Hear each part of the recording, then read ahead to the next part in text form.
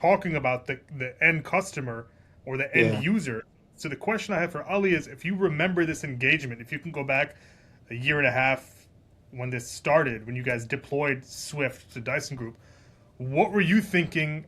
What was your approach to helping Mark help his users and his customers?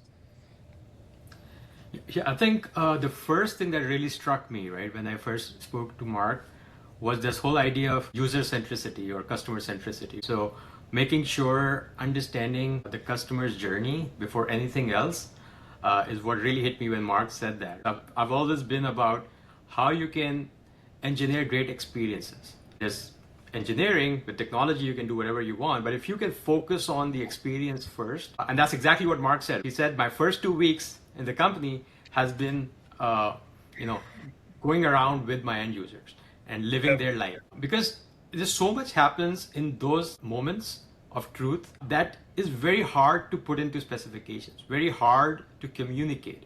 While you're going through that process, while you're seeing what the driver goes through, busy time slot, a lot is happening, right? So if you've lived that experience, you get those subtleties and opportunities of innovating the process that's just been taken for granted for so long.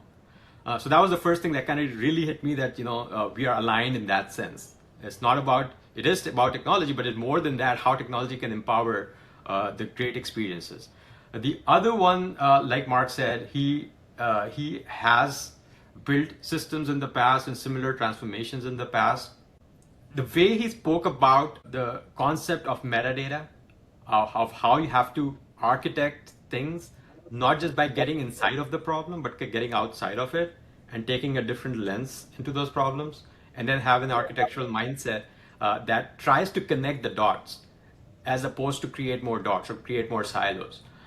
Because basically, like Mark said, they were already sitting on a lot of great technology, right? So they were working with the top vendors, they had all the right tools in there.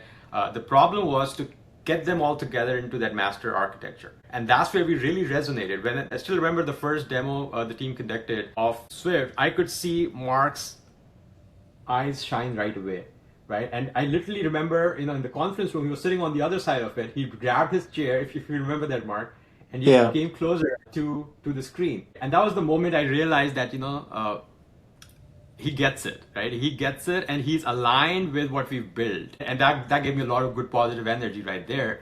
That really still empowers our team at the same time, because they were on the call. They saw that, a CIO who spent his life working with complex systems, he instantly is getting what we're talking about here, which means that, once that ownership is there, right at the C level, the whole culture of the organization kind of follows what the leader is doing. He's getting how innovation needs to be co-created with the stakeholders at the center of it, and the tools so agile, so fluid to make those changes and make it the whole process very iterative. And when he spoke about that 2 week sprint cycle, right, he was said typically the business is used to multi-year projects, or at least a year-long project before they see anything in their hands. Now that very process of software development lifecycle, as we used to call it, and I've kept calling it software development death cycle for a few years now, is what resonated really well with Mark as well. Like when he said that 2 weeks show, it doesn't have to be a full product. 2 weeks, if you are showing something and putting something in the user's hands, what that really does is two things. One is the feedback cycle becomes so much faster. Second, it empowers them because they are the operators. They are living that pain point day in, day out. That empowers them that they have contributed in the solution.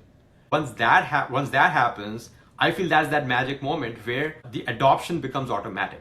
So I use the word a lot that, if you transform your operators into innovators or co-innovators, the adoption is automatic. And guess what? The biggest issue in the enterprise is not innovation. There's plenty of it being thrown at the CIO, and Mark would agree with that. The biggest problem is adoption. Mm.